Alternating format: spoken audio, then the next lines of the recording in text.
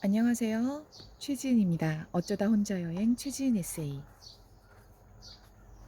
오늘은 인도 삶과 죽음이 공존하는 곳 바라나시를 함께 하겠습니다.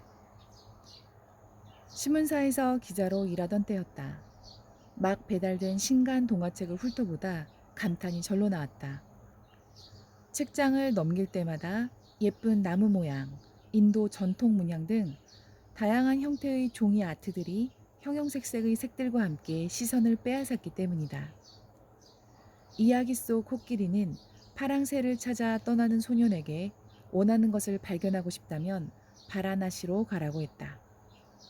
원하는 것을 발견할 수 있는 곳 바라나시. 소장하고 싶을 만큼 예쁜 동화책 속 이야기에 나오는 이 도시가 궁금했다. 익숙하게 들어온 이름이지만 바라나시가 어떤 특성을 지녔는지는 무지했다. 그렇게 인도인들의 성지, 삶과 죽음이 공존하는 바라나시와 인연이 돼 그곳으로 떠났다. 겐지스강이 바라보이는 곳에 숙소를 잡았다. 새벽녘 하늘이 아직 푸르스름해지기도 전부터 여러 동물과 사람, 음악들이 섞여내는 소리가 시끌시끌 들려왔다. 요가를 하는 한 무리의 사람, 재를 올리는 것처럼 보이는 종교인, 강물로 몸을 닦으며 기도드리는 노인, 고인의 가족으로 보이는 시신 태우는 사람과 이를 돕는 인부, 그 와중에서 빨래하는 부지런한 아낙, 수영하는 꼬마, 심지어 열심히 지져지는 개들까지. 겐지스강의 새벽녘은 지금까지 둘러본 세계 그 어느 곳보다 분주했다. 슬금슬금 나갈 채비를 했다. 혼자 여행을 할 때 가장 좋은 것은 내 마음대로 가고 싶은 곳, 하고 싶은 것을 정할 수 있다는 점이다. 커다란 스카프를 머리에 두른 채 시신 한 구가 타고 있는 화장터 옆에 앉았다.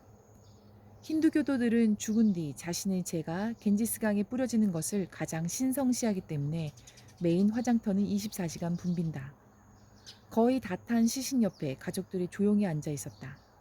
시신을 지그시 지켜보던 할아버지 한 분이 30분 넘게 똑같은 자세로 함께 시신을 지켜보고 있는 여행자가 궁금했는지 내 옆에 와 앉았다. 무슨 생각하니? 질문의 내용이 당혹스러웠다. 나는 무슨 생각을 하고 있었던가? 한 구의 시신이 한 줌의 재로 바뀌고 있는 현장. 치열한 삶의 끝도 결국은 죽음이구나. 죽으면 어디로 가는 것일까? 윤회와 천국, 소멸, 각자의 믿음대로 영혼은 움직이는 것인가? 머릿속에 떠다니는 수많은 생각들 중 질문에 대한 마땅한 답을 찾기 어려웠다. 돌아가신 할아버지를 생각했어요. 나는 얼버무리며 답했다. 말을 건 할아버지는 고개를 끄덕이더니 옆에 그대로 앉아 물끄러미 앞을 바라보았다. 둘은 아무 말 없이 시신이 재가 되고 누군가 쇠꼬챙이로 재를 뒤적일 때까지 바라보다가 일어섰다. 한 사람의 일생은 이렇게 조용히 타닥거리는 불 앞에서 마무리됐다. 이 사람은 괜찮게 살았던 사람인가 보다. 가족도 많고 시신이 재가 될 때까지 다 태워졌으니 말이다. 가난한 사람들은 시신을 다 태울 만큼의 나무를 살 수 없어 미처 다 태우지 못한 시신은 그대로 강물에 쓸어 넣는다.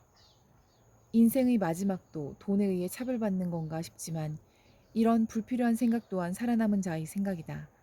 죽은 자는 모든 것을 내려놓고 사라질 뿐이다. 엄마가 돌아가셨을 때 장례식장에서 물었다. 수의는 어떤 것으로 하실 건가요? 재질에 따라 최고급, 고급, 보통이 있어요. 제일 저렴한 걸로 해주세요. 처음에는 엄마의 마지막 길인데 좋은 것으로 해야 하는 건 아닐까 고민됐지만 어차피 화장할 거 무슨 차이가 있으려나 싶었다. 그런데 막상 수의를 입힐 때가 되자 마지막 길인데 돈 아끼지 말고 그냥 좋은 것 할 걸 그랬다는 후회가 몇 번씩 들었다. 몇 년이 지난 지금에야 수의 재질이 무슨 소용인가 싶지만 그 당시는 별것 아닌데 돈을 아꼈다고 속이 상했다. 하지만 이것도 겐지스강의 시신처럼 결국은 살아남은 자의 생각일 뿐이다. 엄마는 말이 없고 수의 재질에 불평하지 않으셨다. 본질을 보지 않고 껍데기만 생각했기에 며칠을 쓸데없는 가슴앓이를 한 셈이다. 겐지스강에서 화장을 해 그 물에 담겨 윤회를 벗어나고 싶은 것이 힌두교도들의 본질이지 시신이 좋은 나무로 태워졌느냐 다 태워졌느냐는 중요치 않다. 그럼에도 이를 바라보는 이방인은 그의 시선대로 돈에 의해 차별받는다는 잣대를 지우고 있었다. 며칠간 지켜본 바라나시는 블랙 코미디 같은 곳이었다. 강가든 골목이든 대로변이든 시장이든 어디에나 삶과 죽음이 공존했다.